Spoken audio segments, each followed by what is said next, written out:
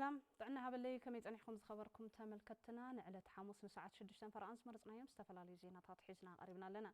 زيناتات بمقرب أنا لوام قبل كدان بسم الله سوما استوديو تلفزيون تقراي مساكم كنت أنحنا سنة أنحين والكمل أخي جونسايدا وجزاز أبي أحمد حزب تقراي نمزنات من بركاخن كابزل وكتر دليت لو من حس 14 تشحن 10 شو ممكن عام تمرت ساعات حموشته أب كتمام قلا كبابي دعرو أم منبري سلاموان سوات الدبداب درونا كايدو بفنت أرى الدبداب درون أب عديتاتن أب سفرهم يتساووا تزنبر هتساوتن كبيدن قليلن متقعد 5 بصحة أب هوسبيتال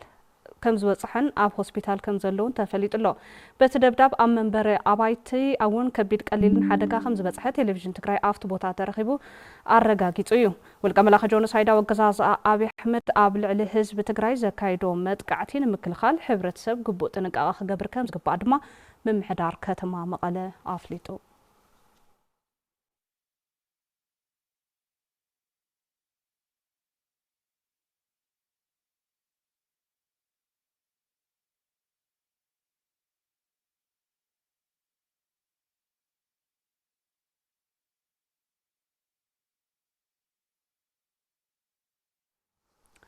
جونسايداوي أقزاز أبي أحمد حزب تقراي نمصنات زكايدو زلو متقعتታት መንግስት ትግራይ ብልዑል ጥንቃቄ ይከታተሉ ከም ዘሎ ሓላፊ ቢሮ ጉዳያት ኮሙኒኬሽን ትግራይ ዶክተር አብርሃም ሓጎስ አፍሊጦም ህዝብን መንግስትን ትግራይ ሃልዋቱን መሰል ዓርሰ ውሳኑን ንኸውሕስ ሰራዊት ትግራይ በኃይል ሰብን ሎጂስቲክን ክጠናኸር ከም ዝግባእ ድማ ዶክተር አብርሃም ሓጎስ ኣብ እዋናዊ ጉዳይ አመልኪቶም ኣብ ዝሃብዎ መብርሂ ገሊጾም ጸብጻብ ሸዊት ሙላለሚ ገብረ መድህን ተወልደ መድህን ድማ ከም ዝስዕብ ከቕርበልና እዩ أب واناو كونتات تقراي أملكيتوم نمرخب تحفاش مبره زهابو حلافي بيرو قديات كومونيكيشن تقراي دكتور أبراهام حاغوس تقراين هزبان نمنبر كاخن نمتفاقن ناب سلطان زوص أولك أملاخي جونوسايداو أقزازا أبي أحمد مغصلتا نايتي زكايرو جونوسايداو كوينات حزوون هزب تقراين مسنات استفرالي متقعتاتي فسمكم زلون منقس تقراي نتي كونتات بلوعل تنقاقي كتاتلوكم زلون أفريتوم لاي أب لعلي هزب تقراي زلو وصليت ناب سلطان قيد مموصون تمساسالي ايو اب سلطان مسمصون سلطان حيزو حزب تግራይ ከጥፍ ስራሕ ኩላትና ንፈልጦ ዘለና እዩ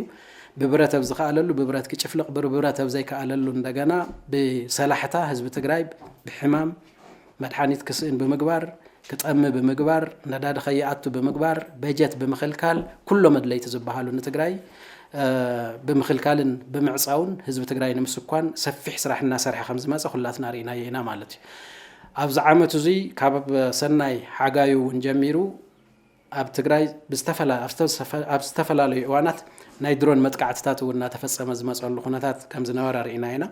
قدم كبل بدوب كبابي أبنتجو خبابي أبشرر خبابي نايدرون متقعتات تفسيمو يجود أتون بقولك توصح الخناتات كم زلون فلتينا لازم السرعة زي بزخونة يكون معكان زخونة يكون تجراوي زبحال في زمدر زي كي نبر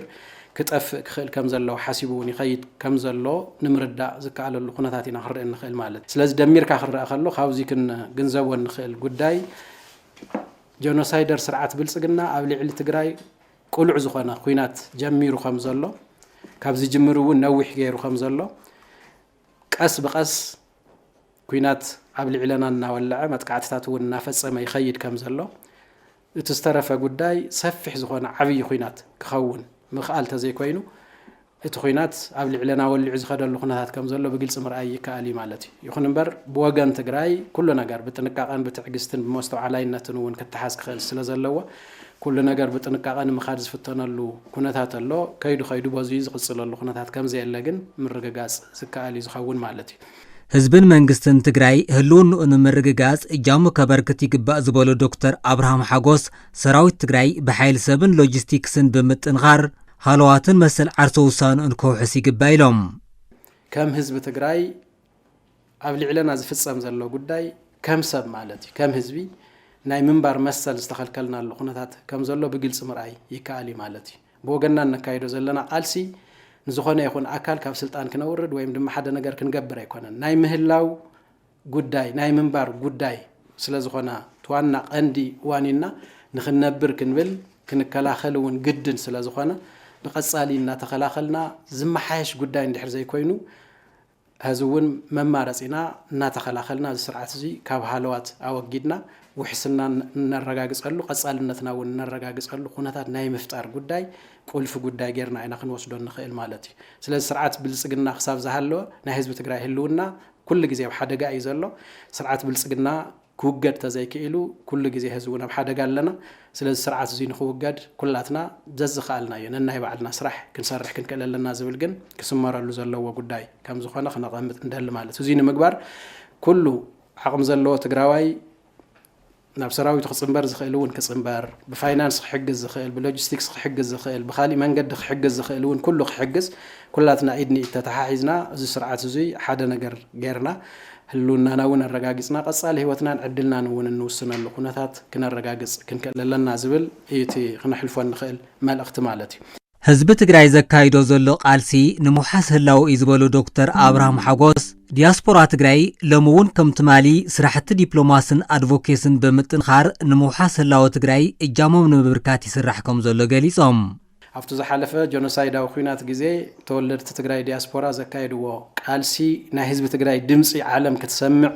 فتحون كتهب بمقبار انصار تاريخاوي زخوانا سرح سريحهم اللي نحن وسدنا خلينا هزون تصرح نسوا بنقدعهم كم زلوا تفليتو ببقى هجور زلوا مدلواتن مستة أماتن كوميتيات من معرياتن تجماميرو نفس رح زعتوا اللقنات الله كابزي حليفو ناي منقص تقراي توكلتون بب خبابيو كرقحو من قسقاسات الناتجور زخيد زخد اللقنات الله بقندون دجنا ناي ميديا كوميتيات وانت تعيشن مسبب تقراي زلوا ناي ميديا من قسقاس تأساسيرو ناي حزب تقراي ناي قال سخونات وانكاغواغوحا نفس ملكتون كبصحة ناي مقبار قداي وانت أساسي رزقه اللقنات كم زلوا فلتيو تخالي مسنا أدفوكيسن زملكتهم عبيت زبهالو وسان خحلف زخول عكالات ون لو بينا قبر كخسر رح زقبو أسرح الناس رح خام خادي بس درجازي كاب تقراي ون ناي دبلوماسي خن ناي دياسبورا سرحتي بتخرت حيزهم كسر حزقولو ناي وعلو قجلا ويم كوميتي تتعيشلو الناس رح زخدلو قناتات اللو تسطعطيمو كقصل مخانو إنا خنقمت النخيل مالتي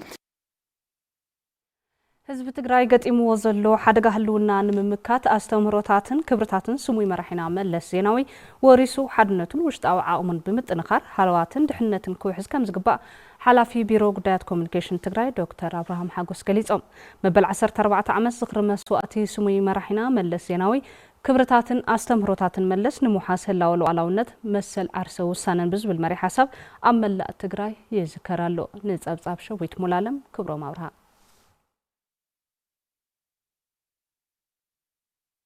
بمغنيات مبل 14 عامت زخري مسواتي سموي مرحنا ملس زيناوي كبرتاتن استمرتاتن ملس نموحاس هلاوه لوعلاونتن مسل عرسه وسانن بزبل مري حساب عملا تግራይ ዝከር ከም ዘሎ ሓላፊ ቢሮ ጉዳያት ኮሙኒኬሽን ትግራይ ዶክተር አብርሃም ሓጎስ ገሊጾም ናይሎሚ 14 ዓመት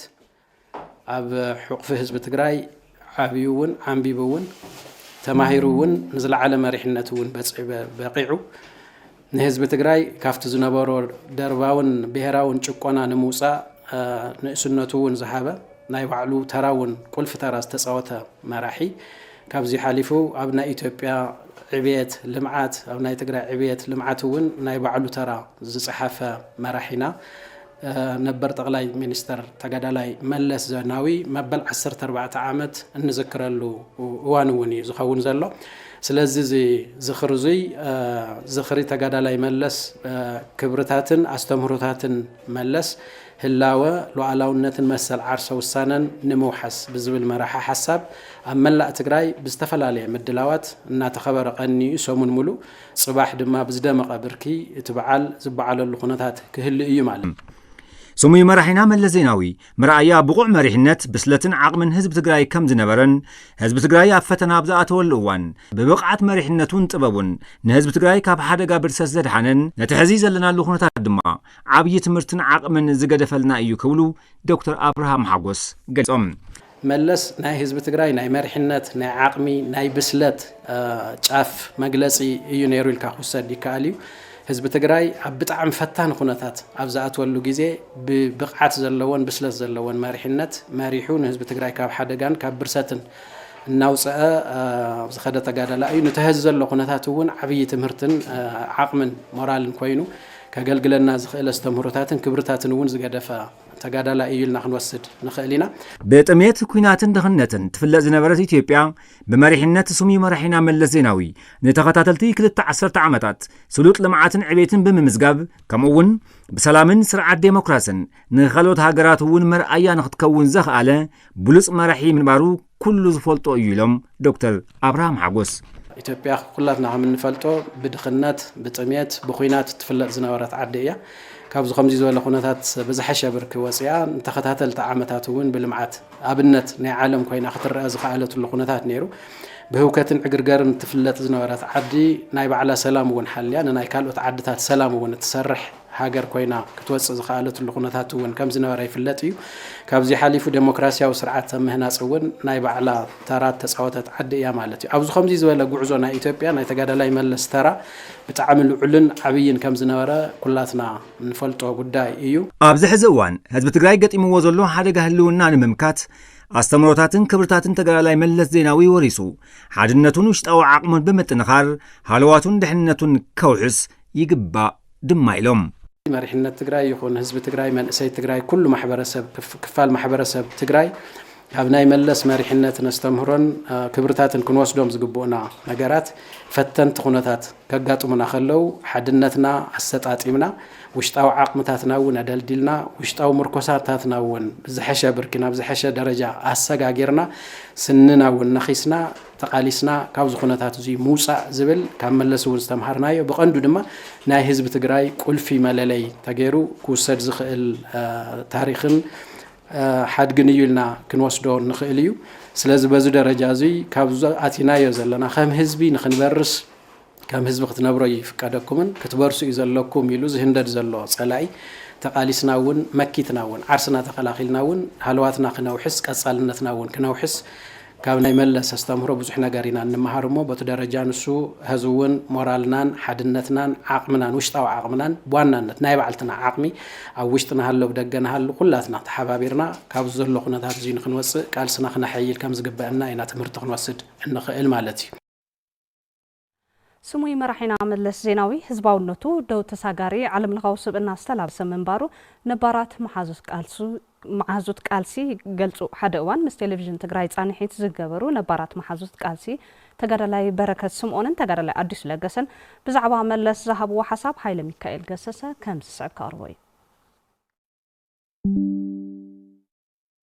سمي مراحنا ملس زيناوي كابت زفتو زتقالسلون مسواتي زخفللون حزبي كاب زفلا 14 عامتات أوصيرلهم أب أوان أتقا قالسن دحري عاوتن مسرته هاجر زنبرو زي تكاجدن إلون دارت ألبو حزبا فقرن بزتفلالي من قدي كجلسو يسمعهم بسول صفوفن عميقن حسوات سمي مراحنا ملس زيناوي أم عوات أتقا قالسي لعل إجام كام زنبروم حدا أوان مس تلفزيون تقرايت عن حز جورو نا قالسي محازتو تقرالاي بركة سمعونن تقرالاي أديسو لقسن بخمس جليس أمم زي ملس تقالسي بصفوف مقدري تغايدو أبزن خبتصح زغلو عواتات نكحفس مريحنتنا حساب كوينو جامو زوف بصاينايو بزح ነገር ይዘምረና ነይሩ ብዙሕ ኢና ተማሂርና በሐሳባቱ ብስለቱ እምቆቱ ጽሬቱ ዝغሉ ብዙሕ ዘምህር ነይሩ ካብታ ዓሚቁን ብጣዕሚ ብሱልን አተሐሳስባ መለስ ብዙሕ ዝኸሰብና ለኹነታት ነይሩ ካብ መጀመሪኡ ጀምሩ ማለት ሓደ ነገር ምስተላአለ ቀልጢፉ ናብ ምክንያት ናታ ናይ ተጸገም ታይው ኣብዝብል ኣብ ሪሰርች ይዛቱ ያነብብ አንቢቡ ድማ ምስቲናትና ቃልሲ ከመይና ንጠቀመሉ ዝብል ነገር ኣብ መቀያር መለስ ቁጥራደ ድሕሪ ምዕዋት እጥቃ ቃልሲ ኣብ ዝነበረ ምስረታ ሃገርውን ግደ ስሙይ መራሒና መለስ ዜናዊ ዝለዓለ መንባሩ እዮም ዝገልጹ ብዙሓት ዓድታት ኣብ ናይ ስግግር መድረኽ ኣብ ዝኣትውሉ እዋን بقلولاوي محلفهم روسيا بل مبراق أوروبا بل مبزحة عدتات بتعم عبي قلولاوي ناتين إثيوبيا ناي سجر كيدجن عوت نيرو نتصور حساب نيرونا نزل ناي سجر مدرخ مرحلو مقدتات أنفتات نيرونا إذا أنفتات من الزار ناي ملسترا زكاة وناي نبرن إذا حداش إثيوبيا تبهلس بزح جزلاتهم مقدي كتتعايشين كتمسرتن وصاني زغونا ناي حساب منجاو إذا حساب بمعالتو تقباراونا تقبره كابو زركب تمكروتاتنا تصومكو نتحسابات እንደገና ከማዕበላ ምግባር ፉሉ ይተራን ይርዎ አንቢቡ ደግ ኤክስፒሪየንስ ወሲዱ ቲናትና ሁኔታት ከመና ማخدل ዝብል ነገር መቀያር ሳይንሳዊ የሆነ ስትራቴጂ ዝሓንፀፃ መለሲ ኩሎም ስራሕቲ ስሙይ መራሒና መለስ ዜናዊ ብመንጸር ንህዝቢ ዘለዎም ረብሓ ከም ዝሪኦምን ህዝባውነቱ ደው አልቦ መንባሩን ድማ ብኸምዚ ይገልጽዎም ፍሉይ መለስ ናይ ውልቀ ወይ ናይ ጉጅለ ጥቕሚ ግዛዕ አይኮነን ፋሽዝም ይጠቅም ነው አይጠቅምን ነጠቅላላ ህዝብ ኢትዮጵያ ይጠቅም ነው አይጠቅምን በሐባር ዛንብረናዩ ዛንብረና ነገር እዩ ታይሳቤን አለው ኩሉ ሻ መርአዩ ንሱ ህዝቢ አመንጎ ህዝብታት አመንጎ ሰባት ዘሎ ርክብ ጥዑይ ክኸውን ዝገብር ሓሳባት ዘመንጨወ ሰብ እዩ እዚ ብጣዕሚ ፍሉይ ዝገብሮ ካልኣይ አመንጎ ሰባት ደቂ ሰብን አመንጎ ተፈጥሮን ዘሎ ርክባቱን ብዝተፈላለየ መገዲ ተባላሽ መለስ አመንጎ ሰብን ኔቸርን አመንጎ ሰብን ተፈጥሮን ዘሎ ርክብ እዚ ቆጽላዊ ልምዓት ዝበሃል ሓሳባት አማዕቢልካ ኣነፂርካ ነዚ ለውጥ ምምፃእ ፍሉይ እጃም ዝተፃወተ ብፃይናዩ መለስ ፍሉይ ሰብ እዩ ኣብ ክፍለ ዘመናት ሓደ ግዜ ቅልቅል ዝብል ዓይነት ሰብ እዩ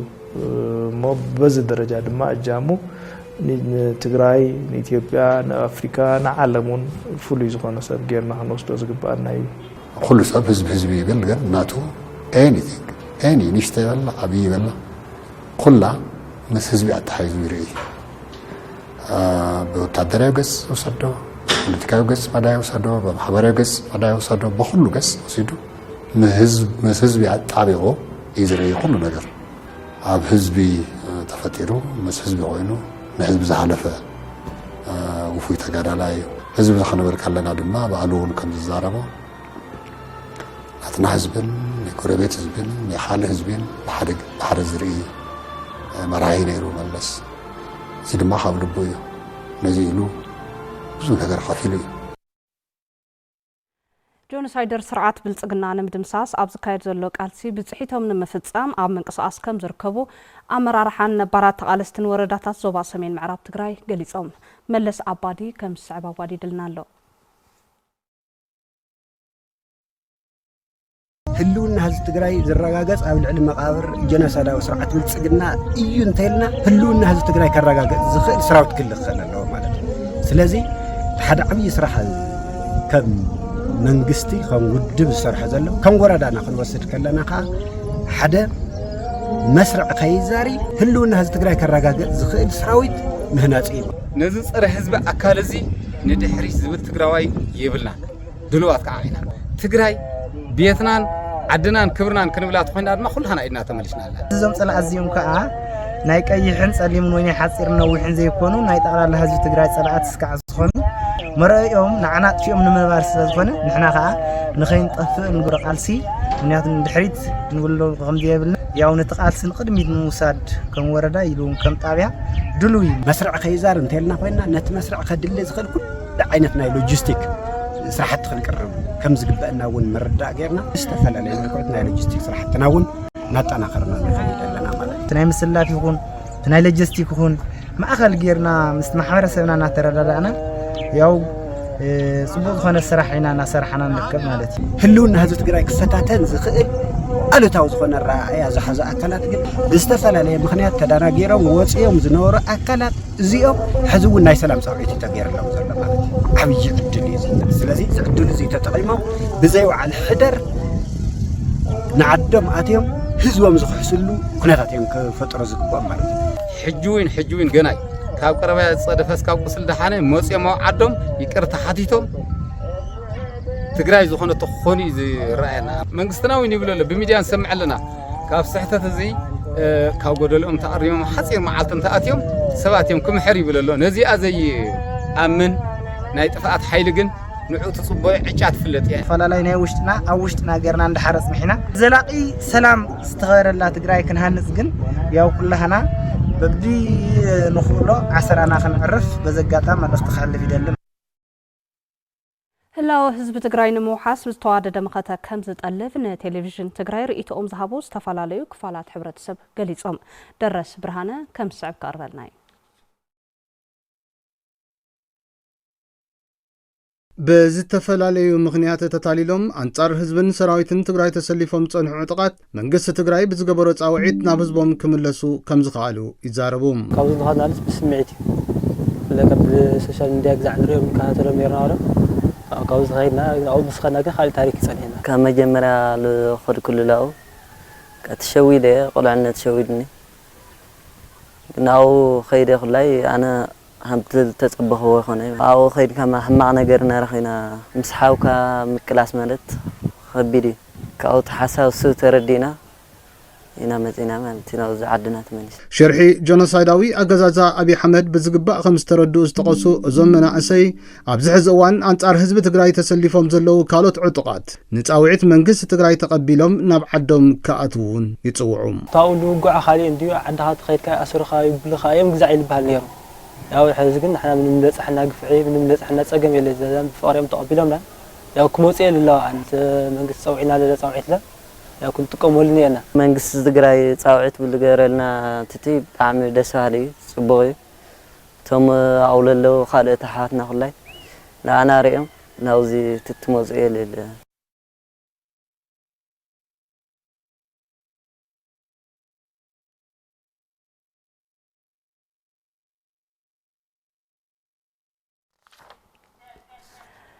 ተታሊሎም አንጻር ህዝብን ሰራዊት ትግራይን ተሰሊፎም ዝጸንሑ ዕጥቃት መንግስቲ ትግራይ ብዝገበሩ ጻውዒት ናብ ህዝቦም ክምለሱ ከም ዝኽኣሉ ተዛሪቦም ንጸብጻብ ንጉስ ኣማረ ጸጋይ ሞከነን እዋኑ ወርሒ ለካቲት 1984 ዓመተ ምህረት እዩ እቲ ግዜ ድሕሪ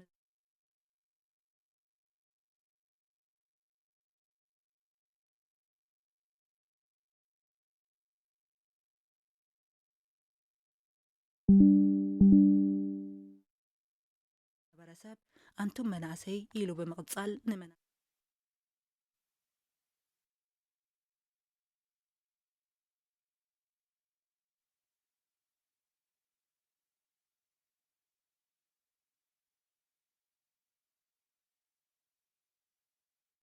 ተገዳላይ መለስ ዜናዊ ሃገር ካብ ኣፍ ደገም ብትታን ዓዘቕቲ ድኽነትን ኣውፂኡ ኣብ ጎደና ምዕባለ ክትሕንብብ ዝገበረ ስሙይ መራሕ ምንባሩ ብዙሓት ይምስክሩ ድሕሪ ምዝዛም ቃልሲ 17 ዓመታት ጽልእ ድሕረትን ድኽነትን እዩ ብዝብል መቃለሲ መትከል ሓምለዋይ ልምዓት ክቀላጠፍ ዝገበረ በዓል ራእይ መለስ ኣብ ምቕራጽ ሙሉጻት ፖሊሲታት ምኽባር ሉዓላውነት ሃገር ኣሰሩ ኣንቢሩ እዩ ብመዳይ ዲፕሎማሲ እውን ተሰማዐ ሃገር ክትህሉ ዝገበረ ነይሩ ጥራሕ ዘይኮነስ ድምፂ ኩሎም ኣፍሪካውያን ብምዃን ኣብ ዓበይቲ ዓለም ለኻዊ መድረኻት ሞጎቱ ረብሓ ኣፍሪካ ክረጋግጽ ገይሩ እዩ ዮርዳኖስ ገብረስላሴ በትንታነ ዝሓዘትልና ዜና እዩ ናብኡ ከስክረኩም እዋኑ ወርሒ ለካቲት 1984 ዓመተ ምህረት እዩ እቲ ግዜ ድሕሪ ምዝዛም ዕጥቃዊ ቃልሲ 17 ዓመታት ንፈለማ እዋን ዝኽበር ዝነበረ በዓል 11 ለካቲት ብምንባሩ መንፈስ ሓርነት ዝዓብለሎ ውዕውዕ በዓል ነይሩ እንቋዕ ዝህዝቢ ዝስ ናይ ማትና ይኮነ እንቋዕ ካባኻትኩም ተፈጠርና እናበለ ኣብ መድረኽ መደረ ዘስምዕ ዝነበረ ሰብ ኣንቱም መናእሰይ ኢሉ ብምቕጻል ንመናእሰይ ሃገሩ ብፍላይ ድማ ንመናእሰይ ትግራይ ዘሰከሙ ሕድርን ዘሕለፎ ለበዋን ኣብ ልቢ ብዙሓት ዝተረፈን ተዘካርን ነይሩ أنتم مناسي أبزع كتوسعوا آياتكم رهيصة ميم ንሱ ንመስዋዕትነት ድልው ኮይኑ ንህላውን ድሕንነትን ህዝቡ ይቃለስ ኣብ ዝነበረሉ እዋን ተፈጥሮ ዘሪው ድርቂ ተኸሲቱ ህዝቡ ድማ ብጥሜትን ትጥወፍ ኣብ ሓደ ክፉእ ናይ ታሪክ ኣጋጣሚ ዝተገጣጠሙ እዚ ሰብ ህይወቱ ክህቦ ዝተዳለወሉ ህዝቢ ህይወቱን ትስእን ኣነ ዝቃለሰሉ ዘለኹ ህዝቢ እንተሞይቱ ደኣሞ ቃልሰይ ንመን እዩ ብምባል ምእንተ ህዝቢ ዝግበር ቃልሲ ህዝቢ ከድሕን እንተዘይክኢሉ ትርጉም ከም ዘይህልዎ ሓደ እዋን ብዝተሰበረ ልብን ትዛረብ ትርጉም ሰብን ሰብነትን ሓፈቢሉን ሸኻል ቃልሱ ድሕንነትን ربحان هزبو مسارس زجبرة منبارو أقوليوار إنيرو سمي مرحنا ملس زيناوي أسرس. I have seen many desperate times, but none of them is as desperate as this one. Because the people that I am fighting for are dying because of lack of food. በተደጋጋሚ ዓውደ ኹናት እናኾነት ዝመጸት ሃገር ብፍላይ ድማ ትግራይ ሃፍተ ተፈጥሮኣ ክመናመን ናይ ግድን ነይሩ ኣብ ርእሲ እዚ ሃፍተ ተፈጥሮ ዝከነኸን ፖሊሲ መንግስቲ ብዘይ መንባሩ ትግራይ ንፍግረ መሬት ተቓላዒት ምዃና ስዒቡ ድርቂ 77 ኣጋጢሙ ኣብቲ እዋን ኣብ ሓራ መሬት ዝነበረ ህዝብን ተጋደልቲ ትግራይን መባእታዊ ክልስ ሓሳብ ዕቀባ ሃፍተ ተፈጥሮ ክወስዱ ብምግባር ብሓደ ኢዶም ካላሽን በቲ ሓደ ድማ ባዴላን ጭዃሮን ሒዞም ድርብ ዕላማ ንኸዕውቱ ይግበር ኣብ ዝነበረ ጻዕሪ ግደ ስሙይ መርሐ መለስ ዜናውን ብጾቱን ዝለዓለ መንባሩ መዛግብቲ ታሪኽ ይሕብሩ እዚ ብሉጽ ተመክሮዚ እናዓበየ መጺኡ ድሕሪ ውድቀት ስርዓት ደርጊ ብምቕጻሉ መነባብሮ ሕብረተሰብ ካብ ምምሕያሽ ሰጊሩ ዓለም ለኸ ኣፍልጦውን ተዋሂብዎ እዩ ድሕሪ ውድቀት ደርጊ ተራባሪብና ለይትን ቀትርን ሸቂልኩም ንልዕሊ 200 ዓመት ዝጸንሐ ብርሰት ናይ ጎታት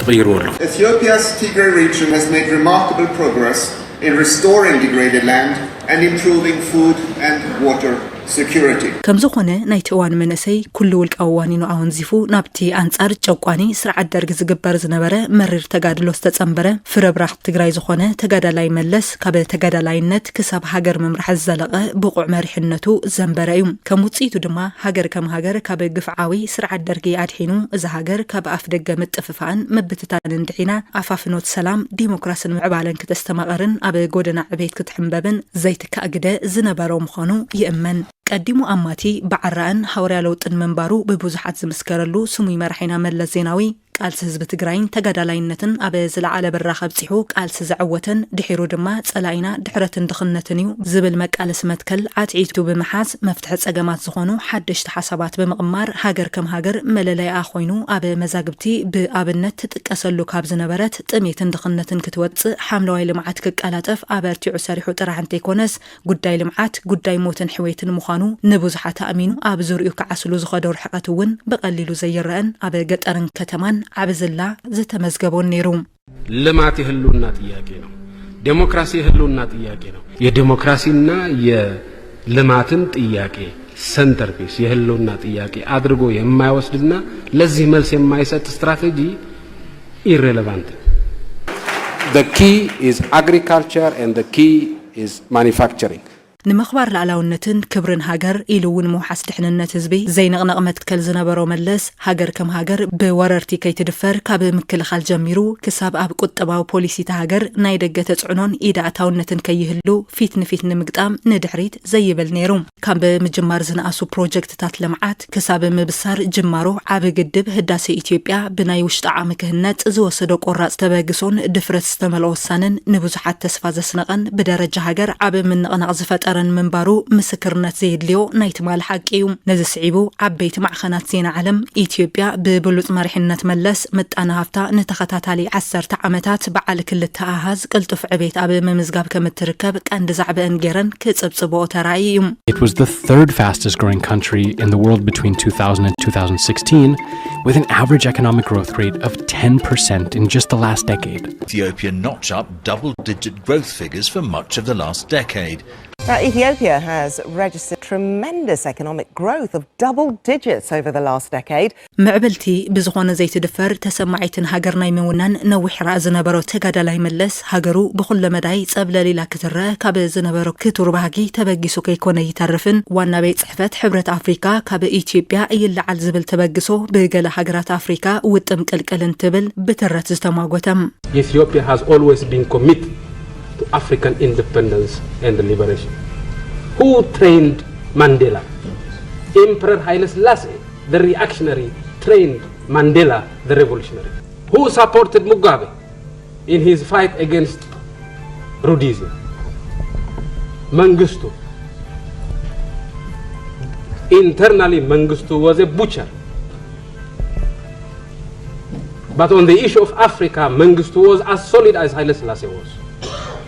سموي مرحينا مل زيناوي كابا هاجر حالفو ربح أفريكاويان كالرجاجات دمس كلهم أفريكاويان بمخان أب بركة زبلو عبيتي عالم لخ مدرخة تساتيفوت راح نتيكونس أفريكا زحشق الطبا وتربح النتكهلوام ز معبلا هاجرات بزفترو بخلت كبابي نسبة حاسيا زقبا كحساك تركبن كالوت تقمت أجنداتات بملعال يكبر بزعواز نبرك ألسي بتصحيتن بس كمزو السدما بزحات يمسكرلهم. Mr. Meles became one of the most recognizable African leaders, welcomed in many international meetings as he presented and defended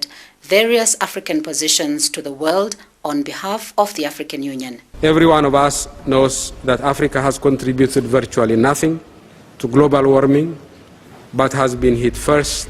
and hardest. قد ما حسرت 4 عامات أبي ورحن حاسة زين حلفت إذا سموي هاورا لو تزخونه بعرائي مرح هاجر تسمع دما كابا هاجر حلفو بدرجة علمون كبيد حزنن سنبادن زفت أرانيروم أبي سرعة أبروز ترخبو عبيت مرح تعلم دما كبرتاتو أقولهم أريئو من أبي هيوت زمنو نازا مزقوم عبيت عاوتات نيدو من يم. It's a painful period for the people of Ethiopia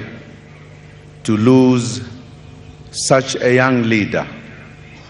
a patriot and a visionary. Meles saw the promise of renewal and the power of hope. نمن اسيات عدو اتخونتات مستفتره اياتاتكم كي تتألميلو قديمو حدرز السكمة سموي مرحينا ملس حزي اتخونتات مستفتره تقراي كبرن استمروتاتن بمقصال ورشو تلابيسو بلوت سبقنا عاتيو زبات نبرستيلو داقماي تنتت سعقد هلاوة زغطسل من اسيك هلوم ابازت اللبالو وسان معراف بمهلاوة دمايو مبل 14 عامت على مسواتو كبرتاتن استمروتاتن ملس نمو حاس هلاون لألاونتن بزبل مرحي حساب كذكر ناي قدن كوين زلوم تخونتات مستفتري عياتاتكم كي تتألموا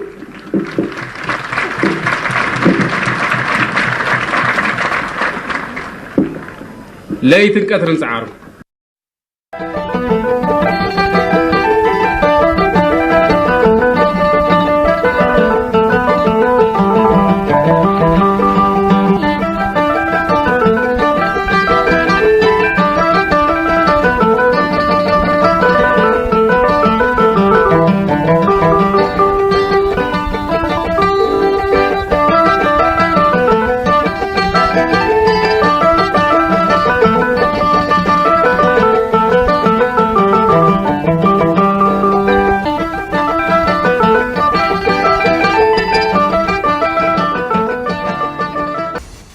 يغني لنا مرسان زعلت زمرتنا يوم زيناتاتون أبزازازيمنا سنة معلتي